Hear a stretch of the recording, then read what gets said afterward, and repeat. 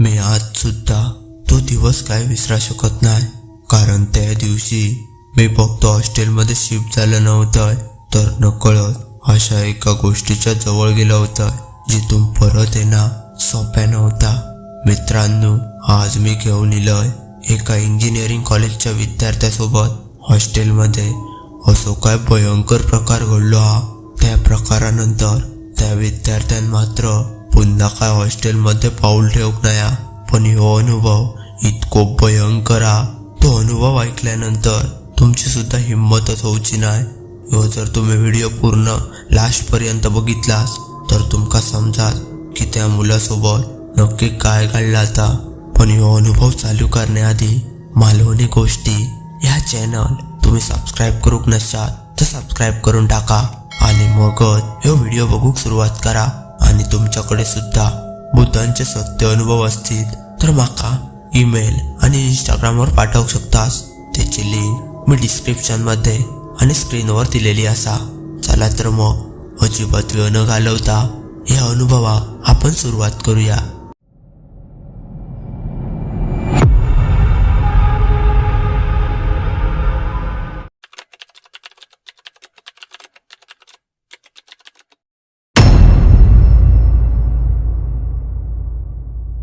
मी नागपूर जवळच्या एका लहान गावातून पुण्यात शिफ्ट झालं होतं.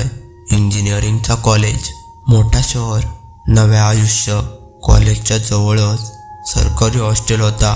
त्या हॉस्टेलचं नाव मात्र मी काय आज सांगू शकत नाही. पहिल्याच नजरेत त्या हॉस्टेल माका जुना वाटायचा. 4 मजली ती इमारत होती आणि बघितल्या माका ती खूपच जुनी वाटत होती. तसंच मी पुढे गेलोय तर गेट उघडताच एक विचित्र शांतता माका जाणवाक लागली. म्हणजे असा वाटत होता जणू त्या ठिकाण लोकांसाठी नव्हतात. गेटवर एक म्हातारा वॉचमन बसलेलो. तो माका बघून मनाक लागलो, काय रे, नवीन प्रवेश? मी होय मनान सांगितलंय. तर तो काही क्षण तर शांतच राहिलो आणि मग हळूच मनाक लागलो, रात्री 12 नंतर कोणी हाक मारली तर दरवाजा उघडू नको. मी हसत मनाक लागलंय, काका कशा घाबरवताय? पण त्याच्या डोळ्यात माका मात्र भीती दिसत होती. झाला तसंच हळूहळू मी ऑफिसमध्ये गेलोय आणि ऑफिसमधून माका एक चावी मिळाली, रूम नंबर 13ची. मनात थोडं गोंधळत झालो. असा वाटाक लागला की 13 नंबर आणि तो सुद्धा हॉस्टेल सारख्या ठिकाणी. 3ऱ्या मजल्यावरची ती खोली होती. कॉरिडॉर खूपच लांब होता. काही ट्यूबलाइट्स तर बंद होते आणि काही लुकलुकत होते. तसंच मी खोली उघडलंय आणि आतमध्ये गेलोय. आतमध्ये बघतोय तर 2 बेड, एक जुना कपाट होता, एक आरसो आणि मागच्या बाजूकत एक उघडणारी खिडकी. आणि त्या खिडकीच्या बाहेर एक भला मोठा वडाचा झाड आणि त्यामागे एक बंद पडलेली इमारत. ती इमारत बघता क्षणी माझ्या तर काळजाचे ठोके वाढाकच लागले. मी हलगत ती खिडकी उघडलंय. खाली 2ऱ्या मजल्यावर एक मुलगा उभो होतो. त्याची दाढी वाढलेली आणि डोळे सुद्धा एकदम लालबुंद झाले होते. तो मनाक लागलो, नवीन असंच काय? तर मी आपलं सांगितलं, होय. तर खयची रूम?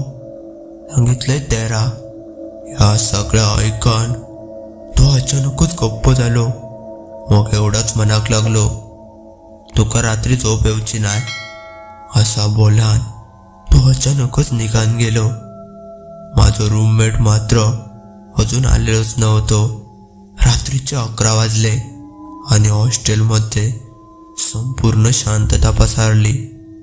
तेवढ्यात कॉरिडॉरची लाईट आपणच बंद झाली आणि सगळीकडे पूर्ण अंधार पसरलो. मी आपलो मोबाईलचं टॉर्च लावलाय तर दरवाजा उघडलाय. बाहेर बघतोय तर कोणच नाही. परत आपलं दरवाजा बंद केलाय आणि तेवढ्यातच पुन्हा यावेळी तो आवाज खोलीच्या आतून येत होतो. या समजल्यावर माझ्या अंगावर तर सरसरावून काटू चौक लागलो. कारण तो आवाज तर कपाटातून येत होतो. हळूच कपाट उघडलंय. हात तर कायच नाही, पण आतल्या भिंतीवर एका खडून लिहिलेला होता की रात्री 12 वाजता झोपा नको. मी घड्याळाकडे बघितलं तर 12 काय वाजाक नाही होते. 12 वाजा 4 ते 5 मिनिटं होती. माझे हातपाय थरथरत होते. तेवढ्यातच आपोआप लाईट पेटली आणि माझ्या मागून एक आवाज इलो, तुका तो मेसेज मिळालो हा काय? मी आपलं लवकर लवकर मागे वळून बघतोय तर माझ्या रूममध्ये कोणतरी उभं होतं. तू कोण असस? ह्या मी थरथरत्या आवाजात विचारूक लागलोय. तो माझ्याच वयाचा मुलगा होतो, पण ते तो चेहरा बघता क्षणी माझ्या छातीत मात्र धडधड वाढली. त्याचे डोळे एकदम लाल होते आणि तो दिसाक सुद्धा एकदम विचित्रच वाटावतो. तो माझ्यावर बघून हसलो, पण त्या हास्यात मात्र माका अजिबात जिवंतपणा वाटत नव्हतो. तो मनाक लागलो, अरे घाबरा नको, मी तुझोच रूममेट असय.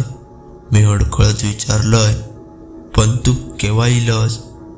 तो खिडकीकडे बघत मनाक लागलो, अरे मी हयच असय गेल्या 3 वर्षापासून. या ऐकन तर माका काय करूचा ह्यात सुधरत नव्हता. माझ्या तर पायाखालची जमीनच सरकली. मी त्याचं नाव विचारलंय. त्या क्षणी मात्र तो शांत राहिलो आणि मग मनाक लागलो, माझं नाव आदित्य. ह्या नाव ऐकल्यावर माका काहीतरी आठवाक लागला.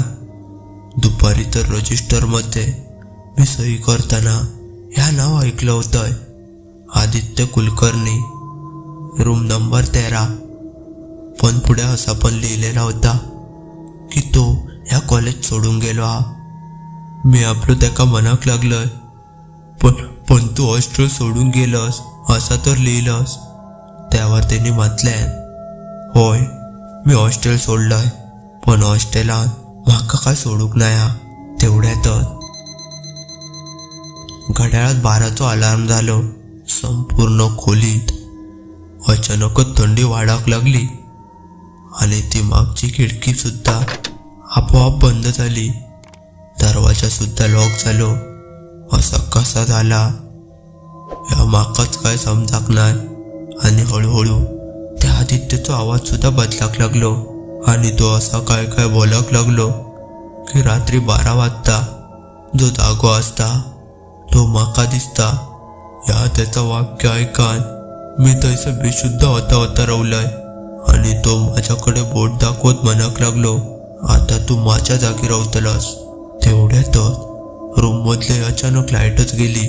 त्यानंतर माझ्यासोबत काय घडला या नाही माका माहीत. पण दुसऱ्या दिवशी सकाळ झाली तेव्हा ऑर्डन आणि काही मुला माझ्या रूममध्ये होती. मी मात्र बेशुद्धच पडलो होता आणि माझ्या बेडवर एक नवीन नाव लिहिलेला होता, रूम नंबर 13, आणि खाली माझा नाव होता. मी आपलं शुद्धीवर इलय. तेव्हा तर सकाळच होती, पण हॉस्टेलचं ऑर्डन, 2 विद्यार्थी आणि तोच मात्र वॉचमन माझ्या भोवती उभे होते. माझं शरीर पूर्ण थरथर कापत होता. ऑर्डन मनाक लागलो, तू एकटोच होतास काय खोलीत दुसरा कोण होता? मी तर शांतच झालोय आणि सांगाक लागलोय की आदित्य होतो माझा रूममेट आणि तो सुद्धा खोलीतच होतो. या वाक्य ऐकान ऑर्डनचे तर डोळे पांढरेच पडले आणि तो हळू आवाजात मनाक लागलो, आदित्य, तो तर 3 वर्षांपूर्वीच ह्याच खोलीत मरण पावलो हा. आदित्य इंजिनिअरिंगचा हुशार विद्यार्थी होतो, पण सततचा अभ्यास, एकटेपणा आणि हॉस्टेलमधलं विचित्र वातावरण. दररोज 12 वाजता तो कोणाशी तरी बोलायचो. त्याका कोणतरी दिसायचा आणि कोणतरी हाक मारायचा. तसंच एके रात्री सुद्धा तो आरशासमोर उभं राहिलो आणि स्वतःशीच बोलत राहिलो. त्यानंतर रात्री त्याच्यासोबत काय घडला ह्या मात्र कळाक नाही. पण सकाळी तो मृत अवस्थेत सापडलो. पण त्या दिवसापासून रूम नंबर 13 ही बंद करण्यात येली हा. दर काही महिन्यांनी कोणतरी नवीन विद्यार्थी येतच असतात. जो 12 वाजता जागो रावता त्याका तोच आदित्य दिसता.